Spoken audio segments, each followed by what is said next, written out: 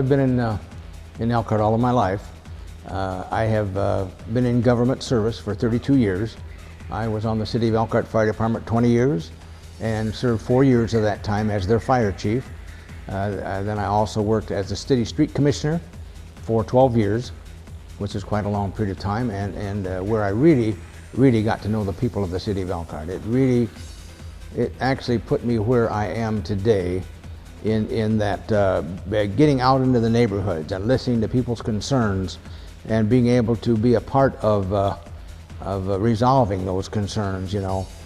Really did a great job for me, and I enjoyed that work very much. And I think that's one of the main reasons why I'm wanted to go back and work in government again. I didn't know I was going to go at this level, at the mayor's level, but at the same time, people came after me, you know, and were trying to convince me to run because of my past, what they considered my past performance in helping the people and working with the people. I finally gave in and said, okay, let's go. And we ran I thought a very fine campaign. We're very proud of it. And we received a large mandate from the voters. It was an overwhelming vote total. So along with that goes great expectations, and on January 1 we start in.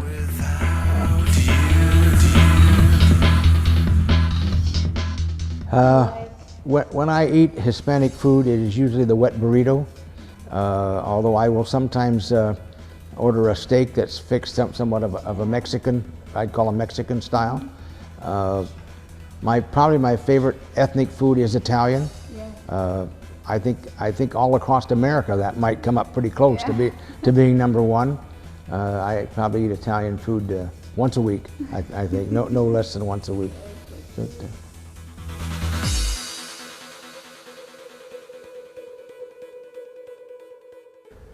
Well, I think, you know, what we have to do is we have to become quite more conservative. We've had a lot of big spending proposals come in front of the city, you know, over the last several years. We're having to do more things with less money. We're getting less state money, less federal money. Every week there's another notice comes by, cities you can expect less, you know. So we really got to tighten up our belt, so to speak, and become extremely conservative to get over this period of time.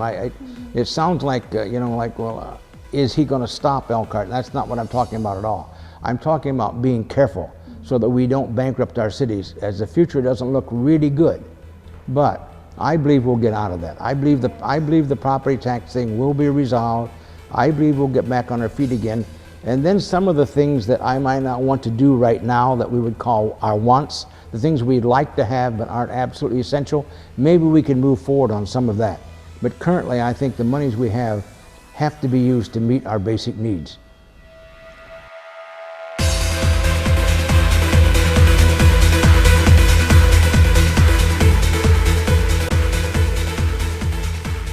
Big issue for the property tax cause, you know, we have to have money to operate these cities and towns and our community school systems, and I just don't feel that we can have everything. We have to take care of those things first, meet our basic needs, take care of our kids and so forth, and then hopefully, as I said, and I really believe we'll see better times.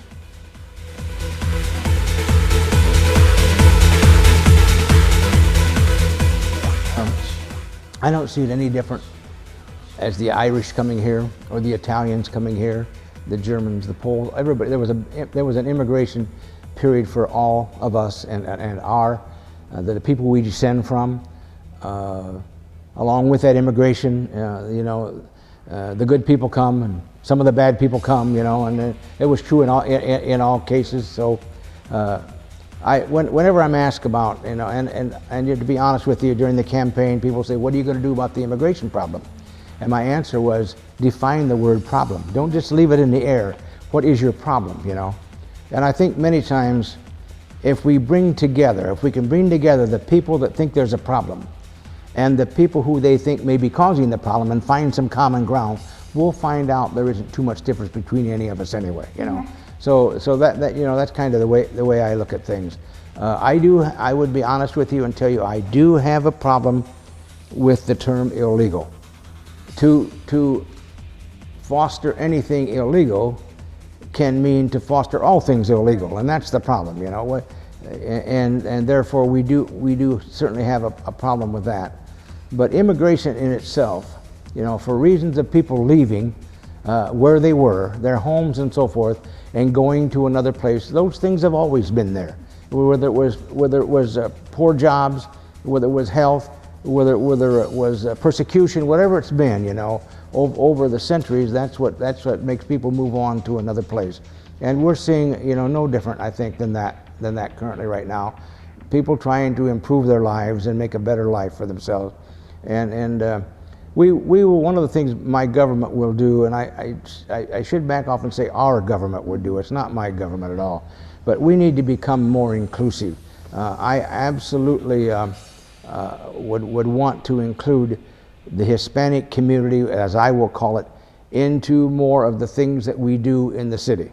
And when there is a so-called perceived problem, I don't think, again, you can resolve that without going to the Hispanic community and saying, look, here's what we've got, help us out here, you know, help us do something with this. So that's kind of the way I look at that. And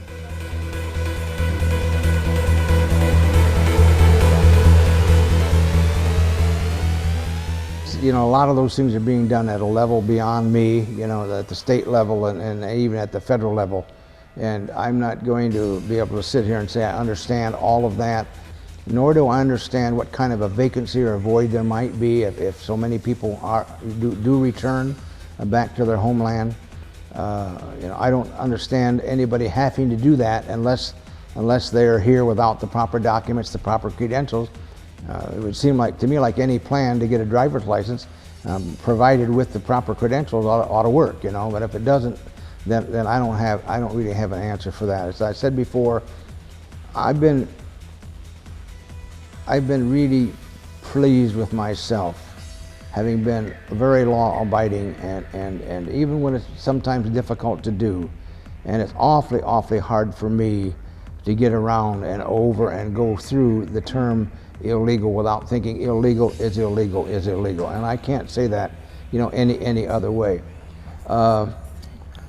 You know, I don't know enough about how you can get legally out of Mexico, you know, and come here, for example, or out of any of the other Hispanic countries. I don't know that. It seems to me like if there's a way to do that, that's the way it should be done.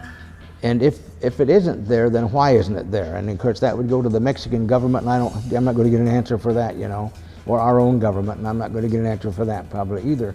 But there are so many people who would like to, apparently would like to leave and come here. Some we ought to be able to make that work. Our Congress come very close. You know, I wouldn't argue whether it was the right way or the wrong way, but our Congress come very close and then backed off of it, you know. So somewhere along the line, we just got to end this thing and go and move forward.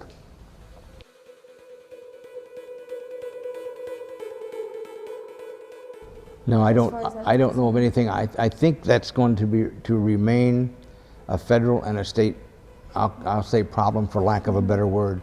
It's going to remain in the Bureau of Motor Vehicles is very much state. They're not going to allow cities and towns to get involved in any of those things.